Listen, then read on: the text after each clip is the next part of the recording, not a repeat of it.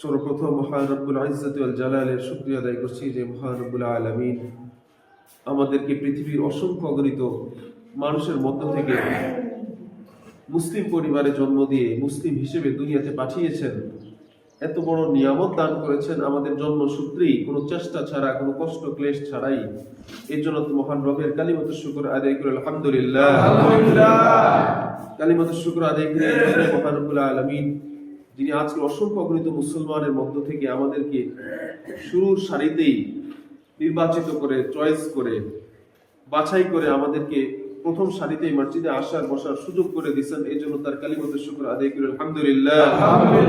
আরো শুকরিয়া আদায় করছি যে আল্লাহ রাব্বুল আলামিন আমাদেরকে দুনিয়ার অসংখ্য অগণিত ব্যস্ততা কর্মকাণ্ডের মধ্য থেকে পারিবারিক, সাংসারিক, রাজনৈতিক, দুনিয়াবি কাজ থেকে মুক্ত করে পূত পবিত্র হয়ে পৃথিবীর সব থেকে শ্রেষ্ঠতম স্থান, পবিত্রতম স্থান মসজিদে আসার বসার সুযোগ করে দিয়েছেন। এর জন্য তার কালিমাতুশ শুকর আবার আদায় করব আলহামদুলিল্লাহ।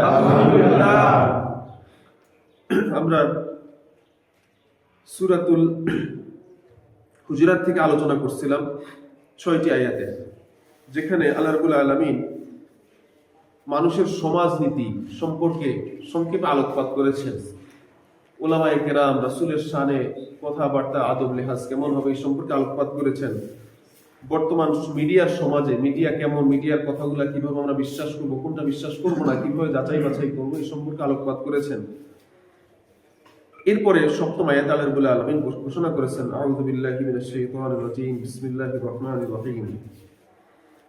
ওয়ালামু আন্না ফীকুম রাসূলাল্লাহ লাউ ইউতিউকুম ফি কাসীরিন মিনাল আমরি লা'আনিতুম ওয়ালাকিন্নাল্লাহা ইউহাব্বাবা ইলাইকুমুল ঈমান ওয়া যায়্যানাহু ফি কুলুবিকুম ওয়া কাররাহা ইলাইকুমুল কুফরা ওয়াল ফুসুকা ওয়াল ইসয়ান উলাইকা হুমুর রাশিদুন। আল্লাহ তাআলা এই আয়াতে বলছেন, ওয়ালামু, আর জেনে রাখো, আন্না ফীকুম রাসূলাল্লাহ, যে তোমাদের মাঝে রাসূল আছেন। তখন ছিলেন রাসূল, এখন কি রাসূল আমাদের মাঝে উপস্থিত আছেন? নাই, কিন্তু রাসূলের যে কুরআন এবং সুন্নাহ রেখে গেছেন সেটা তো আছে, আছে না? তো আল্লাহ বলছেন তোমাদের মধ্যে রাসূল আছেন।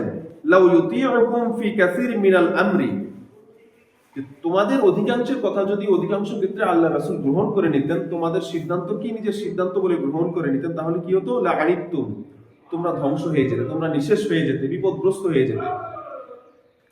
ওয়ালাকিন্নাল্লাহা হাব্বাবা ইলাইকুমুল ঈমান, বরঞ্চ আল্লাহ তোমাদের কাছে প্রিয় করে দিয়েছেন ঈমানকে। ওয়া যায়্যানাহু ফি কুলুবিকুম, এবং তোমাদের অন্তঃকরণটাকে ঈমানের দ্বারা সজ্জিত করেছেন, সৌন্দর্য বর্ধন করেছেন।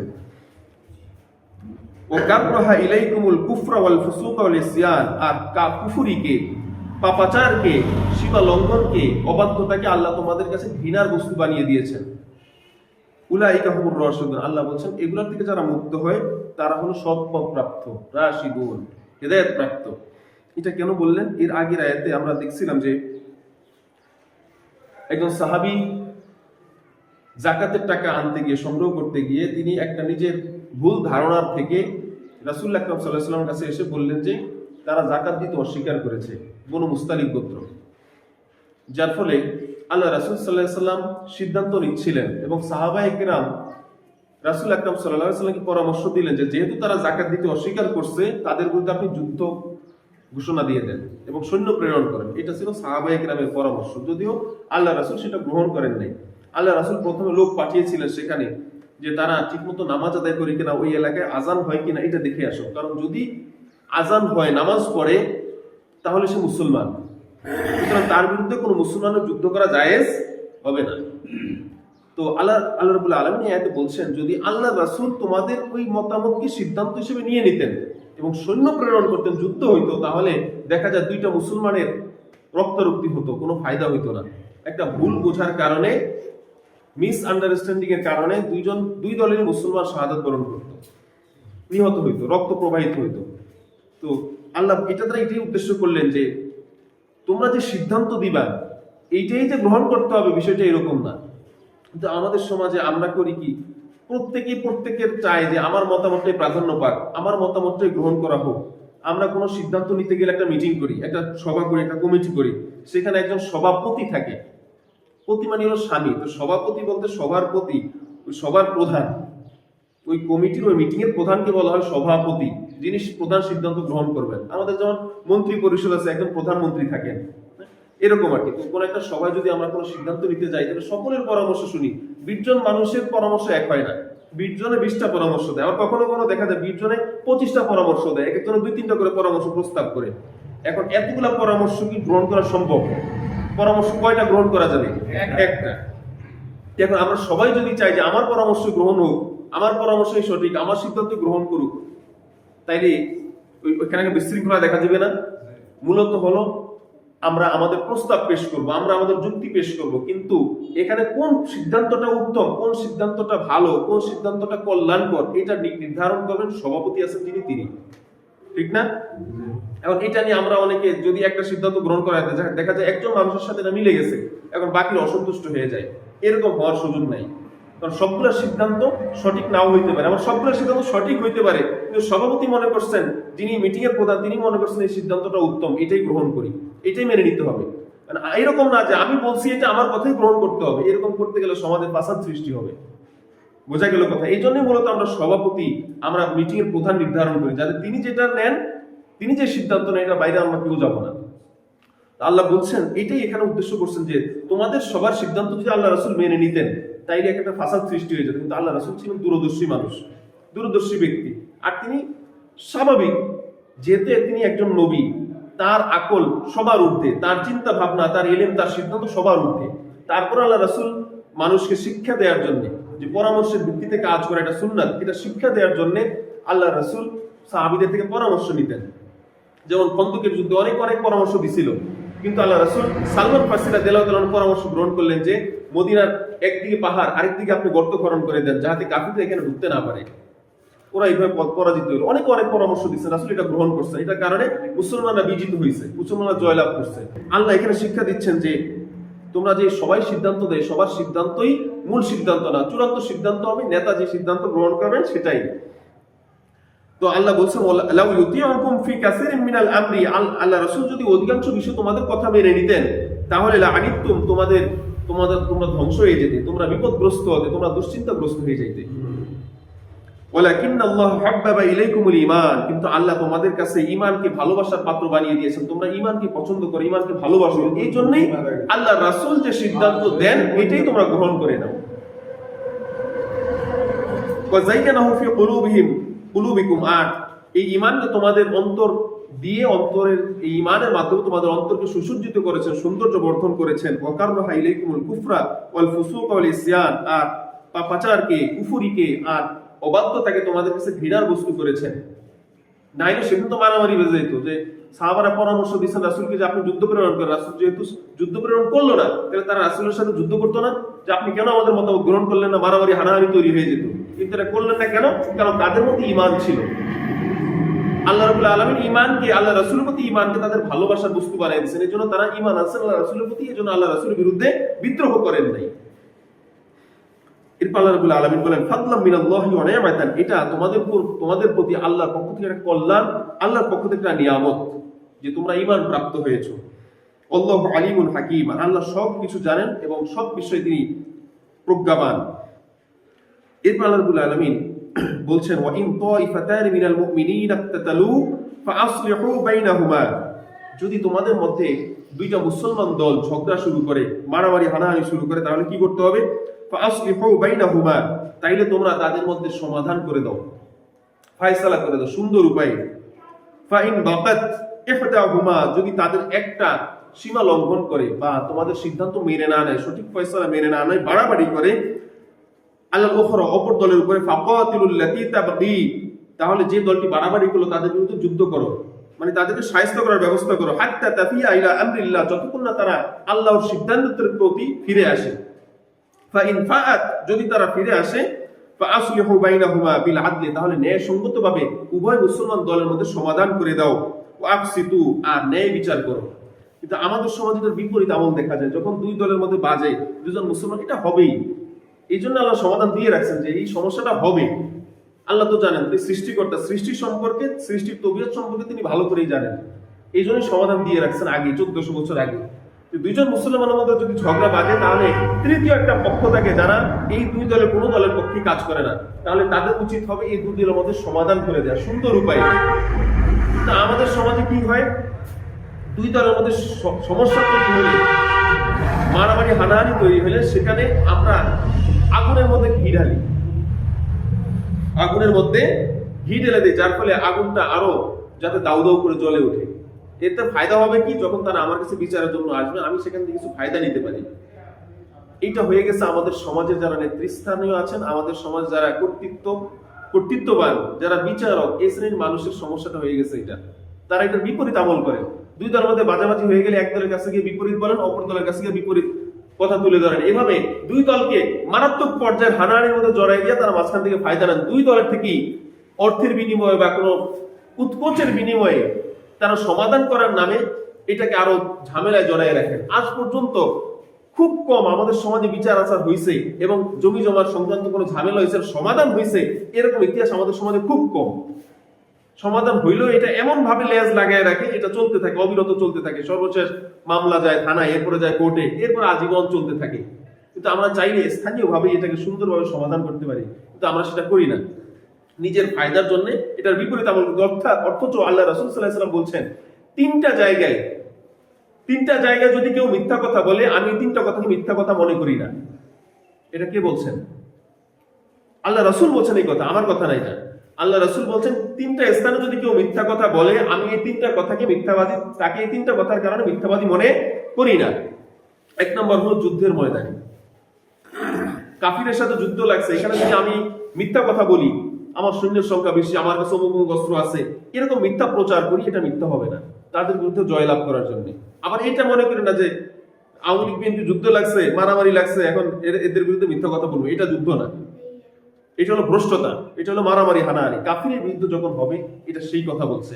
দ্বিতীয় কথা হলো, যখন স্বামী এবং স্ত্রী মিথ্যা কথা বলে পরস্পরের কাছে, একটা জিনিস কিনে নিয়ে আসছেন স্ত্রীর জন্য 50 টাকা দিয়া, বলে এটা 100 টাকা দিয়ে কিনছি, বললে সে খুশি হবে, বা 500 টাকা বললে সে খুশি হবে, এরকম মিথ্যা বলা স্ত্রীর কাছে যায়। আমার স্ত্রী কোন একটা বিষয় স্বামীর কাছে, স্বামী অসুন্দর, কালো, বেটে, কিন্তু তাকে বললো আপনি আমার কাছে সব থেকে প্রিয়, আপনি সব থেকে সুন্দর, এরকম বললো, যদিও তার মনে পছন্দনীয় না, তারপরে এরকম মিথ্যা বললো, এটা জায়েজ। স্বামী এবং স্ত্রীর মধ্যে মহব্বত বৃদ্ধির জন্য, পারিবারিক জীবনকে সুন্দর করার জন্য এটুকু মিথ্যা বলা জায়েজ। 3 নাম্বার হলো, দুইজন মুসলমানের মধ্যে ইসলাহ করার জন্য, সমাধান করার জন্য। চিন্তা করেন এই জায়গাটা কতটা গুরুত্ব দিয়েছে ইসলাম, যে মিথ্যা বলাটাও এখানে জায়েজ করছে। দুইজন মুসলমানের মধ্যে ঝগড়া বাজছে, আপনি দুইজন মুসলমানের কাছে গিয়ে ভালো কথা বললে, যে অমুক তোমার বিরুদ্ধে খারাপ কথা বলে না, সে তোমার বিরুদ্ধে তোমার পক্ষেই কথা বলে, তোমাকে ভালোবাসে, তুমি কেন তাকে ঘৃণা করো? আবার ওনাকে গিয়ে বললেন যে অমুক লোক তোমার প্রশংসা করে, তোমার ভালো কথা বলে, তোমার ভালো চায়, কল্যাণ চায়, তুমি কেন তার বিরুদ্ধে যুদ্ধ করো, তার বিরুদ্ধে প্রপাগান্ডা করো? এইভাবে যদিও দুজনের বিরুদ্ধে খারাপ কথা বলে, আপনি এটা বলবেন না, আপনি দুই পক্ষের কাছে গিয়ে ভালো কথা বলবেন, বলে যদি সমাধান করে দেন, আল্লাহ রাসূল বলেন এই মিথ্যা কথা বলার কারণে আমি তাকে মৃত্যুক মনে করি না। সুবহানাল্লাহ বলবেন। মুসলমানের মধ্যে পারস্পরিক ভালোবাসা বৃদ্ধির ক্ষেত্রে মিথ্যা বলা জায়েজ। অথচ আল্লাহ রাসূলের হাদিসে আসছে, ইউতবাউল মুমিনু আলাল খিলালি কুল্লিহা, সকল বিষয়ে একজন মুসলমানের, একজন মুমিনের সকল বিষয়, সকল অভ্যাস থাকতে পারে, সকল পাপ তার মধ্যে থাকতে পারে, ইল্লাল খিয়ানাতা ওয়াল কিযবা, তবে দুইটা বিষয় কোনো মুমিনের মধ্যে থাকতে পারে না, একটা হলো মিথ্যা কথা বলা, আর একটা হলো প্রতারণা করা। এই দুইটা ছাড়া একজন মুমিন সব পাপ করতেই পারে, তার তবিয়তের কারণে, তার দুর্বলতার কারণে যে কোনো পাপ করতে পারে, ব্যভিচার করতে পারে, মিথ্যা বলতে পারে, ব্যভিচার করতে পারে, বা চুরি করতে পারে, জিনা করতে পারে, এই সমস্ত পাপ সে করতেই পারে, তাওবা করবে এটার পরে। কিন্তু দুইটা জিনিস কখনোই কোনো মুসলমান করতেই পারে না, একটা হলো মিথ্যা কথা বলা, আর একটা হলো প্রতারণা করা। এই দুইটা কোনো মুসলমান করতে পারে না। তারপরেও মিথ্যাটা এত জঘন্য পাপ, এরপরে আল্লাহ রাসূল বলছেন যে এরপরও 3টা জায়গায় মিথ্যা বলা জায়েজ।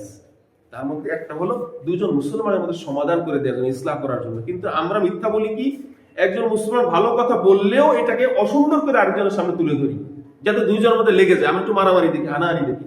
আমি মাঝে মাঝে একটা কথা বলি, কারো সর্বনাশের পিছনে কারো না কারো পৌষ মাস থাকে। কারো সর্বনাশ হইলে এটার পিছনে কারো না কারো ফায়দা থাকে। আমাদের সমাজে দুইজনের সর্বনাশ হয়েছে, এটার পিছনে কারো না কারো ফায়দা আছে। যদি দুইজনের ঝামেলা হয়, এটা দ্বারা যে বিচার করে তার ফায়দা আছে। মানে প্রত্যেকটা সমস্যার পিছনেই কেউ না কেউ এখান থেকে ফায়দা নেয়। কিন্তু আমরা যারা এই দুইজনের ঝগড়া করি, মারামারি হানাহানি করি, আমরা এটা বুঝতে পারি না। দুই দলই ঘুষ খাওয়ায়, দুই দলই আবার পরাজিত হয়, মাঝখান থেকে জিতে যায় তৃতীয় পক্ষ। এই জন্য নিজেদের মধ্যে সমস্যা হলে এটা পারিবারিক ভাবে, ব্যক্তিগত ভাবে, সামাজিক ভাবে যত ছোট্ট পরিসরে সমাধান করা যায় এটি উত্তম। তবে যেদিন আল্লাহর আরশের ছায়া ছাড়া হাসরের ময়দানে আর কোনো ছায়া থাকবে না, প্রচন্ড রোদে প্রচন্ড গরমে মানুষ ঘামতে ঘামতে সমুদ্র হয়ে যাবে ঘামে, সেই অবস্থায় পানির তৃষ্ণা ছটফট করবে। এই অবস্থায় কয়েক শ্রেণীর, 5 শ্রেণীর মানুষ বা 7 শ্রেণীর মানুষ আল্লাহর আরশের নিচে ছায়া পাবে। এর মধ্যে একটা শ্রেণী হলো ন্যায় বিচার, যারা ন্যায় বিচার করেছে। এবং অন্য এক হাদিসে আছে যে যারা দুনিয়াতে ন্যায় বিচার করেছে এদেরকে আল্লাহর আরশের ডান পাশে সিংহাসন দেওয়া হবে বসার জন্য। একজন ন্যায় বিচারকের এত সম্মান, এত মর্যাদা। তো হাদিসে এই কুরআনুল কারীম আল্লাহ বলছেন, যদি দুইজন মুসলমানের মধ্যে, দুইটা দলের মধ্যে ঝগড়া ফাসাদ সৃষ্টি হয় তাহলে তোমরা এটার মধ্যে সমাধান করে দেবে। এরকম না যে একটা দল আমার পক্ষে, তার পক্ষে রায় দিলাম, বা একটা দল সাথে আমার সম্পর্ক ভালো, তার পক্ষে রায় দিয়ে দিলাম, ন্যায়ের বিরুদ্ধে গিয়ে, এরকম না। আকসিতু, দুইবারে কথাটা বলছেন আল্লাহ যে ফাকাতিলু ফাসলিহু বাইনাহুমা বিল আদলি, তোমরা সেখানে ন্যায় সঙ্গতভাবে সমাধান করে দাও। ওয়া আকসিতু, আর ন্যায় বিচার করো। দুইবারই কথাটা বলছেন, তোমরা ন্যায় বিচার করো, খবরদার তোমরা সেখানে দুর্নীতি করো না। এই আয়াতটা নাযিল হয়েছিল একবার এক স্বামী তার স্বামীর কাছে বাবার বাড়ি যাওয়ার জন্য অনুমতি চাইছে। সাহাবীর নাম ছিল ইমরান। তো তার স্ত্রী বাবার বাড়ি যাওয়ার জন্য অনুমতি চাইছে। এখন কোন একটা কারণে আমরা অনেক সময় শ্বশুর বাড়ির লোকজনকে দেখতে পারি না, যৌতুক দেয় না, দাওয়াত দেয় না, রমজানে হাদিয়া পাঠায় না, ঈদে কিছু খাবার পাঠায় না, ইফতার পাঠায় না, কোরবানি ঈদে গরু ছাগল পাঠায় না। এই জন্য অনেকে শ্বশুর বাড়িকে ঘৃণা করি বা শ্বশুর বাড়িকে খারাপ দৃষ্টিতে দেখি বা মনে করি আমাকে ভালো জানে না, ভালোবাসে না। আসলে কি এগুলা শ্বশুর বাড়ি থেকে আমাদের পাও না? বরং শ্বশুর বাড়িতে চাইলে আমি আরো দিতে পারি, কারণ তাদের কন্যাটা তারা লালন পালন করে বড় করে আমার সংসারে পাঠাইছে, আমার খেদমত করতেছে। এখন তার বড় হওয়ার পিছনে আমার কোনো কৃতজ্ঞতা নাই, আমার কোনো কর্তৃত্ব নাই, আমার কোনো ভূমিকা নাই। সেই মানুষটাকে তারা বিনা পয়সা আমাকে দিয়ে দিল। এটার জন্য আসলে শ্বশুর বাড়ির প্রতি আমাদের কৃতজ্ঞ থাকা উচিত। সে আমার খেদমত করে, আমার পরিবারের খেদমত করে, আমার শ্বশুর শাশুড়ি, আমার বাবা মায়ের, ভাই বোনের খেদমত করে। এই জন্য তার প্রতি, তার পরিবারের প্রতি কৃতজ্ঞ থাকার কথা। সেখানে আমরা উল্টা আমল করি। তো যাই হোক, ওই সাহাবীর কাছে সে বাবার বাড়ি যাওয়ার জন্য অনুমতি চাইছে, কিন্তু সাহাবী কোনো কারণে, সে হয়তো বা ক্ষিপ্ত ছিল শ্বশুর বাড়ির প্রতি কোনো কারণে, এই জন্য সে রাজি হইল না যে তুমি যদি বাবার বাড়ি চলে যাও তাহলে আমার ঘরে আর তোমার কোনো জায়গা নেই। সেই মহিলা আবার কি করলো, মহিলাদের আবার দুর্বলতা আছে, তাদের কিছুতে কিছু হইলেই বাবার বাড়িতে এটা সংবাদ পাঠিয়ে দেয়। আর সব থেকে বেশি পরিবার বিপর্যয়ের কারণ হলো এটা, মেয়ে তার শ্বশুর বাড়ির সংবাদগুলো যখন বাবার বাড়ি বলে, এটার কারণেই বেশিরভাগ ফাসাদগুলো সৃষ্টি হয়, সংসারে ফাটল সৃষ্টি হয়। কারণ বাবা মা ও তো একচেটিয়া কথা বলে, একজন মানুষ কখনোই দুই পক্ষের সঠিক কথাটা তুলে ধরে না। যখন সে কথা বলে তখন শ্বশুরবাড়ির খারাপ দিকগুলাই বলে, ভালো দিকগুলো বলে না। এগুলা যখন বলে তখন স্বাভাবিক মেয়ের বাবা মা ক্ষিপ্ত হয়ে তাকে কুপরামর্শ দেয় যে তুমি এইটা করো, ওইটা করো। এইসব কারণে সে যখন আবার এগুলা এই পরিবারে সে বাস্তবায়ন করে, তখন পরিবারের মধ্যে মারামারি, হানাহানি শুরু হয়ে যায়, ফাটল সৃষ্টি হয়। এই জন্যে তো যাই হোক, ওই মহিলা যাইতে চাইছিল, সে যখন ইমরান তাকে যাইতে দিল না, তখন সে বাবার বাড়িতে খোঁজ পাঠাই দিচ্ছে, খবর পাঠাই দিচ্ছে তার ভাইদের কাছে যে আমাকে ইমরান বাড়ি যাইতে দিতেছে না। পরবর্তীতে কি হলো, ওই তার বাবার বাড়ি থেকে একেবারে একদল লোক আসছে, আইসা ইমরানের বাড়ি ঘরে ভাঙচুর শুরু করছে। এই পর্যায়ে এই সংবাদ গেছে আল্লাহ রাসূলের কাছে। যাওয়ার পরে আল্লাহ রাব্বুল আলামিন এই আয়াত নাযিল করে দিলেন। এর মধ্যে ছেলের বাড়ির যারা ছিল এবং মেয়ের বাড়ির যারা ছিল উভয় ঝগড়া ফাসাদ চরম আকারে পৌঁছে গেছে। এরপর আল্লাহ রাব্বুল আলামিন এই আয়াত নাযিল করে দিলেন যে তোমরা পরস্পরের মধ্যে সমাধান করে নাও। আরেকখানা শানে নুজুল আছে আয়াতে, যে একবার কয়েকজন সাহাবী আল্লাহ রাসূলকে পরামর্শ দিলেন আপনি আব্দুল্লাহ ইবনে উবাইয়ের কাছে যান। আব্দুল্লাহ ইবনে উবাই ছিল মদিনার একজন প্রভাবশালী নেতা, কিন্তু আল্লাহ, সে একজন ভালো মানুষ ছিল তখন, কিন্তু আল্লাহ রাসূলের হিজরতের পরে মদিনায় সে হিংসার বশবর্তী হয়ে আল্লাহ রাসূলের বিরোধিতা শুরু করে। কারণ মদিনার মানুষ তাকে নেতা হিসেবে জানতো, নেতা হিসেবে স্বীকৃতিও দিছিল, কিন্তু যখন আল্লাহ রাসূল মদিনায় গেলেন তখন রাসূলকে সবাই অবিসংবাদিত নেতা হিসেবে গ্রহণ করার কারণে এটা তার আর বরদাস্ত হইল না, সেটা সহ্য করতে পারলো না, সে আল্লাহ রাসূলের বিরোধিতা করা শুরু করলো। তো যাই হোক, সাহাবারা পরামর্শ দিলেন রাদিয়াল্লাহু তাআলা আনহুম যে আপনি আব্দুল্লাহ ইবনে উবাইয়ের কাছে যান, হয়তো তাকে কিছু নসিহত করার পরামর্শ দিচ্ছিলেন। আল্লাহ রাসূল সাল্লাল্লাহু আলাইহি ওয়াসাল্লাম একটা গাধার পিঠে করে আব্দুল্লাহ ইবনে উবাইয়ের কাছে গেলেন। যাওয়ার পরে সে তো হিংসুক ছিল, যখনই আল্লাহ রাসূল তার কাছাকাছি গেলেন, সে আল্লাহ রাসূলকে উদ্দেশ্য করে বলে, হে মুহাম্মদ, দূরে চলে যাও, দূরে সরে যাও, তোমার এই গাধাকে দূরে সরাই দাও, এটার গন্ধ আমি সহ্য করতে পারছি না। বলে নাউজুবিল্লাহ। তো রাসূলের সাথে যে সাহাবা দুইজন ছিলেন তারা গালিগালাজ শুরু করলেন, রাগারাগি শুরু করলেন যে হে আব্দুল্লাহ ইবনে উবাই, তোমার গায়ের যে গন্ধ তার চাইতে বহুগুণ উত্তম হলো আল্লাহ রাসূলের গাধার গায়ের ঘ্রাণ। এইটা যখন বলা শুরু করলো তখন আব্দুল্লাহ ইবনে উবাই পক্ষের যারা ছিল এরা আবার উল্টা উত্তর দেওয়া শুরু করলো। এক পরে সেখানে মারামারি শুরু হয়ে গেল, জুতা মারামারি শুরু হয়ে গেল, হানাহানি শুরু হয়ে গেল। তখন আল্লাহ রাব্বুল আলামিন এই আয়াত নাযিল করে দিলেন। আব্দুল্লাহ ইবনে উবাইয়ের পক্ষেও কিছু মুসলমান ছিল, তারা হয়তো বুঝতো না, অবুঝ মুসলমান ছিল। তো তারা যখন এটার পক্ষে এইভাবে কথাবার্তা শুরু করলো, তারাও তো মুসলমান ছিল। এই জন্য আল্লাহ রাব্বুল আলামিন দেখলেন যে দুই পক্ষে মুসলমান মারামারি চলতেছে, তখন তিনি আয়াত নাযিল করে দিলেন যে খবরদার তোমরা মুসলমানেরা পরস্পর মারামারি হানাহানি করো না, আর যদি করে কোনোভাবে শুরু হয়ে যায় তাহলে তৃতীয় পক্ষ একটা যেন এসে এটা সমাধান করে দেয়। কিন্তু আমাদের দেশে হলো কি, দুই দল, এক দল আরেক দলের বিরুদ্ধে কাফের ফতোয়া দিয়ে দেয়, এক দল আরেক দলকে বিভ্রান্ত মনে করে। হযরত আলী রাদিয়াল্লাহু তাআলা আনহুকে একদল সাহাবা জিজ্ঞেস করলেন, কুষ্টের যুদ্ধ হয়েছিল, মুসলমানদের মধ্যে একটা ভুল বোঝাবুঝি নিয়ে, সেখানেও মুনাফিকদের কারণেই শুরু হয়েছিল। হযরত উসমান রাদিয়াল্লাহু তাআলা আনহু যখন শাহাদাত বরণ করা হলো, উসমান রাদিয়াল্লাহু তাআলা আনহুর শাহাদাতের পরে হযরত আলী রাদিয়াল্লাহু তাআলার হাতে সমস্ত মুসলমানরা বায়াত গ্রহণ করলো, এবং বায়াত গ্রহণ করার সাথে সাথেই মুসলমানরা চাইছিল, একদল মুসলমান চাইছিলেন, সাহাবায়ে কেরাম চাইছিলেন যে তিনি যেন ওসমান হত্যার বিচারটা তাড়াতাড়ি করেন। কিন্তু হঠাৎ করে একটা দেশের প্রধানমন্ত্রী চলে গেলে, হঠাৎ করে মৃত্যুবরণ করলে দেশে একটা বিশৃঙ্খলা পরিস্থিতি দেখা দেয়। আমাদের দেশের প্রধানমন্ত্রী পালায় যাওয়ার পরে দেখছেন না কি অবস্থা, সারা রাত্রে ঘুমাইতে পারি নাই, ফেসবুকে খালি এই সংবাদ আছে ওই সংবাদ আছে, মারামারি হানাহানি, কয়েকদিন ধরে ডাকাতি চুরি ঢাকায় তো বেড়ে গেছে, এখনো পর্যন্ত আছে, দমনে নিয়ন্ত্রণে কাজ করতেছে সেনাবাহিনী। একটা বিশৃঙ্খল অরাজকতা পরিস্থিতি দেখা দেয়, এবং পুলিশেরাও তো অপরাধের কারণে অনেক পুলিশও পালিয়ে গেছে। যে পুলিশ সমাজে শৃঙ্খলা ফেরত আনবে, সেই পুলিশ যদি পালিয়ে যায় তাহলে সমাজের দেখভাল করবে কারা? এই জন্য একটা অরাজক পরিস্থিতি তৈরি হয়েছিল। ঠিক ওসমান রাদিয়াল্লাহু তাআলা আনহু শাহাদাতের পরেও মুসলমানদের মধ্যে কাফির মুশরিক মুনাফিক যারা ছিল এরা একটা অরাজকতা তৈরি করা শুরু করছে। এক পর্যায়ে আলী রাদিয়াল্লাহু তাআলা আনহু তিনি যখন প্রধানমন্ত্রী হলেন, প্রেসিডেন্ট হলেন, তিনি দেখলেন যে ওসমান হত্যার বিচারের আগে আমাকে আগে দেশটা সুন্দরভাবে সাজিয়ে আনতে হবে। এইটা ছিল তার দৃষ্টিভঙ্গি, যে আগে ওসমান হত্যার বিচারটা আমি করব, কিন্তু সবার আগে দেশটাকে আগে সাজায় সুন্দর করতে হবে। কারা এই ওসমান হত্যার পিছনে জড়িত ছিল এদেরকে আগে বরখাস্ত করতে হবে, এদেরকে সরাই দিতে হবে। এই জন্য তিনি চাইছিলেন দেশটাকে আগে সুন্দরভাবে ঢালায় সাজানো।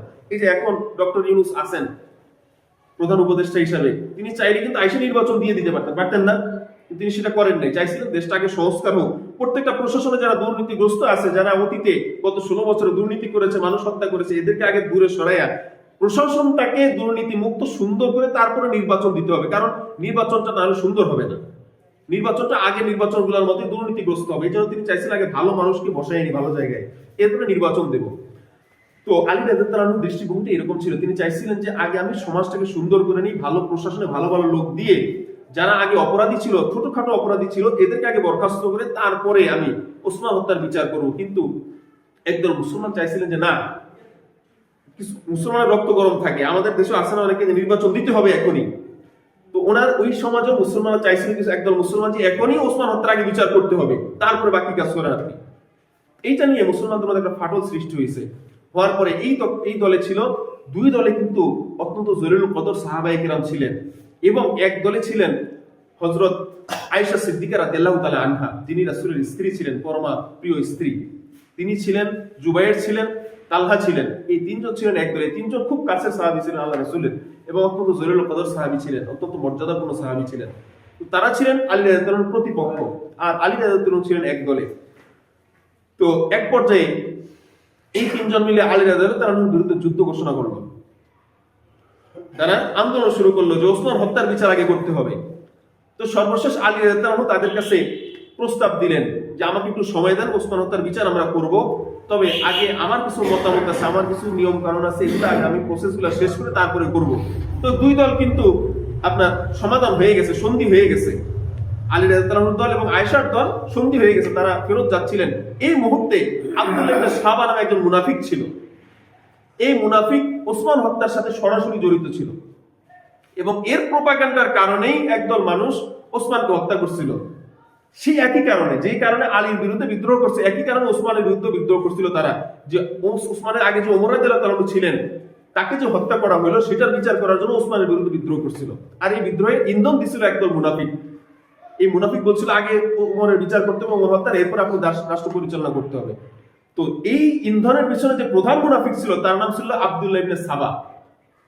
এই মুনাফিক দেখলো, হাই হাই, যদি দেশের সমাধান হয়ে যায়, দুই পক্ষে সন্ধি হয়ে যায়, আলীর আর আয়েশার পক্ষের যদি সন্ধি হয়ে যায় তাহলে তো ওসমান হত্যার বিচারটা দ্রুত শুরু হয়ে যাবে, আর ওসমান হত্যার বিচার যদি শুরু হয়ে যায় তাহলে আমি আগে সবার আগে ফেসে যাব। এই জন্য সে করলো কি, একটা চক্রান্ত করলো। সে কয়েকদল মুনাফিক মুসলমানকে নিয়ে সে একটা দল করলো, সৈন্যবাহিনী গঠন করলো। কই আয়েশা যখন আলী রাদিয়াল্লাহু আনহু এবং আয়েশা সিদ্দিকা রাদিয়াল্লাহু আনহা দুইজনের সমাধান হয়ে গেছে, তারা যেখানে যুদ্ধের ময়দানে অবস্থান করছে কিন্তু সমাধান হয়ে গেছে, এই অবস্থায় সে আয়েশা দুই পক্ষকে আক্রমণ করছে। এই আক্রমণের ফলে কোন দল বুঝতে পারতেছিল না যে কে আক্রমণ করছে। তো আলীর দল মনে করছে আয়েশা রাদিয়াল্লাহু তাআলার দল আক্রমণ করছে, আয়েশা মনে করছে যে আলী রাদিয়াল্লাহু তাআলার দল আমাকে আক্রমণ করছে। এই ভুল বুঝাবুঝির কারণে তাদের দুই দলের মধ্যে আবার যুদ্ধ শুরু হয়ে গেছে। এই যুদ্ধের ফলে অনেক মুসলমান শাহাদাত বরণ করছেন, ইন্তেকাল করেছেন, অনেক মুসলমান নিহত হয়েছেন। তো এই দল সম্পর্কে, এই যুদ্ধ সম্পর্কে আলী রাদিয়াল্লাহু তাআলা আনহুকে একদল সাহাবী জিজ্ঞেস করলো, হে আলী, আপনার বিরুদ্ধে যারা যুদ্ধ করছে এরা কি মুশরিক ছিল? আলী বললেন যে না, এরা মুশরিক ছিল না, এরা বরঞ্চ আল্লাহর পক্ষে, আল্লাহর বিরুদ্ধে শিরক করা থেকে এরা ইসলামের দিকে ফেরত আসতেছিল। তখন তারা বলল যে হে আলী, তাইলে আপনার বিরুদ্ধে এরা যুদ্ধ করলো, এরা কি মুনাফিক ছিল? তো আলী বললেন যে না, কোন মুনাফিক তো আল্লাহর ইবাদত করতে পারে না, আল্লাহকে বিশ্বাস করতে পারে না। তারা যেহেতু আল্লাহকে বিশ্বাস করে তারা মুনাফিক ছিল না। তখন আলী রাদিয়াল্লাহু তাআলা জিজ্ঞেস করলেন, তাহলে তারা যারা আপনার বিরুদ্ধে যুদ্ধ করছে তারা কে ছিল? তখন তারা বললেন, আলী রাদিয়াল্লাহু বললেন, মতের পার্থক্যের কারণে তারা আমার বিরুদ্ধে যুদ্ধ করছিল, কিন্তু তারা আমার মুসলমান ভাই, তারা আমার। কিন্তু আমাদের দেশে হয় কি, আমার দলের পক্ষে না হইলে সে কাফের। মূলত দেখবেন এই দাবিগুলা যারা নেতৃস্থানীয় পর্যায়ের ওলামায়ে কেরাম আছেন, নেতৃস্থানীয় পর্যায়ে দায়িত্বশীল আছেন, এরা সাধারণত এগুলা করে না। এগুলা করে আমাদের মধ্যে যারা ছিচকে মুসলমান আছে, ওই যে মুনাফিক মুসলমান আছে, এরাই কাজগুলা করে। যে এই দল যে করে না সে কাফির হয়ে গেছে, এই আন্দোলন যে করলো না সে কাফির হয়ে গেছে, এই সংবিধান যে মানুষ সে কাফির হয়ে গেছে, মানে কথায় কথায় কুফরি ফতোয়া দেয়। অথচ আলী রাদিয়াল্লাহু তাআলার বিরুদ্ধে রাষ্ট্র ক্ষমতায় ছিলেন, তিনি প্রেসিডেন্ট ছিলেন, প্রেসিডেন্টের বিরুদ্ধে সশস্ত্র আন্দোলন কিন্তু জায়েজ নাই। সেখানে তার বিরুদ্ধে সশস্ত্র আন্দোলন করার পরেও তিনি তাদেরকে কাফির ফতোয়া দেন নাই। তিনি বলছেন তারা এক কথারা মুসলমান ছিল, আমার মধ্যে বিরুদ্ধে গেছিল, তারা আবার হেদায়েতের পথে চলে আসছে, তারা আমাদের মধ্যে সংশোধন হয়ে গেছে, তারা কাফির না, মুশরিকও না, মুনাফিকও না। আর আমাদের মতের বিরুদ্ধে গেলেই তাকে আমরা কাফির ফতোয়া দিয়ে দিই, কোনোভাবেই মতের বিরুদ্ধে গেলেই তাকে কাফির ফতোয়া দিয়ে দিই। অথচ আল্লাহ রাসূলও যারা যাকাত অস্বীকার করছে তাদেরকে কাফির ফতোয়া দেন নাই। আগে খোঁজখবর নিতে বলছেন যে তারা যাকাত দেওয়া অস্বীকার যদি করেও, তারপরেও গিয়ে দেখো তারা নামাজ পড়ে কিনা, তাদের এলাকায় আযান হয় কিনা। যদি আযান হয়, যদি নামাজ হয়, তাহলে তাদের বিরুদ্ধে আমরা যুদ্ধ করতে পারি না। আর আমাদের দেশে দুনিয়াবী রাজনীতি, দুনিয়াবী স্বার্থে, দুনিয়ার ক্ষমতার লোভে আমরা পরস্পর ভাই ভাইকে হত্যা করি। ভাই ভাইয়ের কিভাবে যে কোয়াকুবি করে, কিভাবে যে একজন আরেকজনের মানুষ, আমরা যে মুরগি জবাই করি, ছাগল জবাই করি, তাও মাঝে মধ্যে মনে হয় এই রক্তগুলা, এই প্রাণটাকে আমরা কিভাবে হত্যা করলাম, শুধু আল্লাহ জায়েজ করছেন বলে খাই, না এটাও জবাই করতাম না। আর কিভাবে দিনে দুপুরে মানুষগুলো ক্ষমতার লোভে, কোনো দল নাই, সবার মধ্যে একই আখলাক তৈরি হয়ে গেছে গণতন্ত্রের কারণে। এই কুফরি মতবাদ যতদিন আমাদের দেশ থেকে বিতাড়িত না হবে ততদিন পর্যন্ত মারামারি হানাহানি যাবে না। আমরা একদল মনে করি যে গণতন্ত্রের মাধ্যমেই এদেশে ইসলাম কায়েম হবে, না, গণতন্ত্র একটা কুফরি মতবাদ। কেন? গণতন্ত্রের মূল কথা হলো by the people, for the people, of the people. এই গণতন্ত্র হলো মানুষের দ্বারা, মানুষের জন্য, মানুষের মাধ্যমে পরিচালিত। যে শাসন মানুষের দ্বারা, মানুষের জন্য পরিচালিত, মানুষের আজ্ঞার দ্বারা পরিচালিত, এটা কি শিরকি মতবাদ, নাকি এটা এক ইলাহের মতবাদ? শিরকি মতবাদ। আর এই মতবাদের উৎস হলো, সকল ক্ষমতার উৎস হলো জনগণ। জনগণ যাই চাইবে তাই হবে। আপনি একটা ভোট দিলেন, মানে হলো আমি তাকে দায়িত্ব দিলাম, সে সংসদে গিয়ে যে আইন পাশ করবে সেটি আমি মেনে নেব। আইন পাশ করার ক্ষমতা কি মানুষের না আল্লাহ? আল্লাহ। তাহলে যেইখানে আল্লাহ থাকার কথা, আল্লাহর আইন থাকার কথা, সেখানে আমি মানুষকে যখন রায় দিলাম, তাহলে তো আমি কুফরের মধ্যে ঢুকে গেলাম। সেই গণতন্ত্রকে আমরা বাহন করে আমরা ক্ষমতায় যাব, আর গেলে ইসলাম কায়েম হয়ে যাবে, এই বিশ্বাস করাটাও একটা কুফরি। তবে ইসলামী আন্দোলন করতে হবে, এইভাবে না। আফগানিস্তানে কোন গণতান্ত্রিক দল ছিল? আফগানিস্তানে এখন ইসলাম কায়েম হয়েছে না?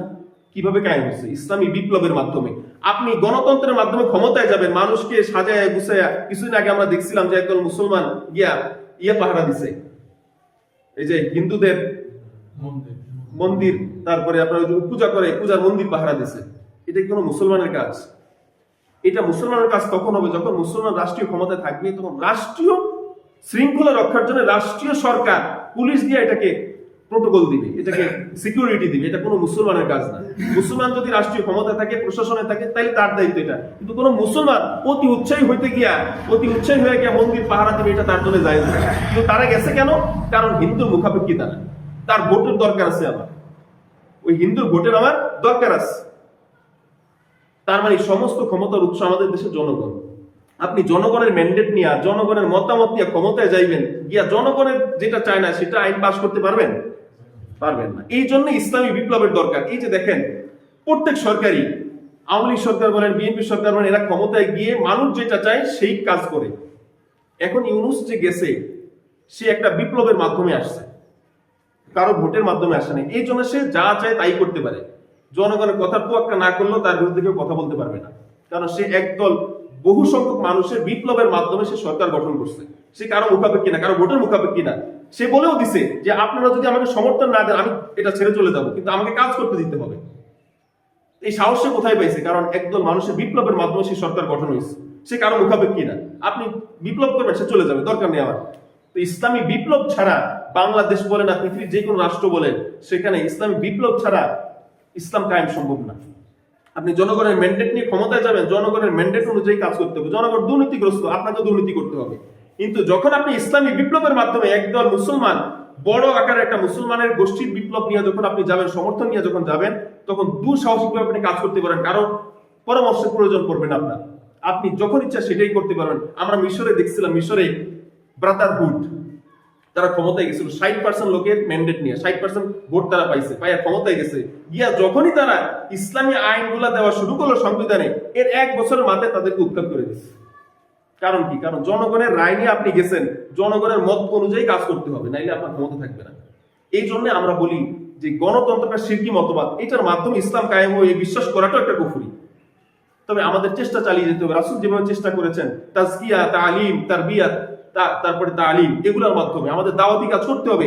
যেদিন আল্লাহ চাইবেন, আল্লাহ ওয়াদা করছেন, ওয়াদাল্লাহুল্লাযীনা আমানু মিনকুম ওয়া আমিলুস সলিহাত লা ইস্তাখলিফান্নাহুম ফিল আরদি কামা ইস্তাখলাফাল্লাযীনা মিন ক্বাবলিহিম, যে তোমাদের মধ্যে যারা ঈমান আনবে এবং নেক কাজ করবে, আমি তাদের সাথে ওয়াদা করছি আল্লাহ যে তাদেরকে আমি অবশ্যই অবশ্যই দুনিয়ার খেলাফতি দান করব। তাহলে আমরা এখন খেলাফতি পাচ্ছি না কেন? কারণ আমরা নেক আমল করতে পারছি না। আমরা ঈমান আনছি কিন্তু নেক আমল করতে পারছি না। আমরা ওই শিরকি মতবাদকেই দ্বীন কায়েমের মাধ্যম হিসেবে গ্রহণ করছি। এই জন্য আমাদের দেশে ইসলাম কায়েম হচ্ছে না। যাই হোক, আল্লাহ রাব্বুল আলামিন আমাদেরকে সঠিক বুঝ দান করুন। আমিন। ওয়া মা আসআলুকুম মিন আজরিন ইন আজরিয়া ইল্লা আলা রাব্বিল আলামিন।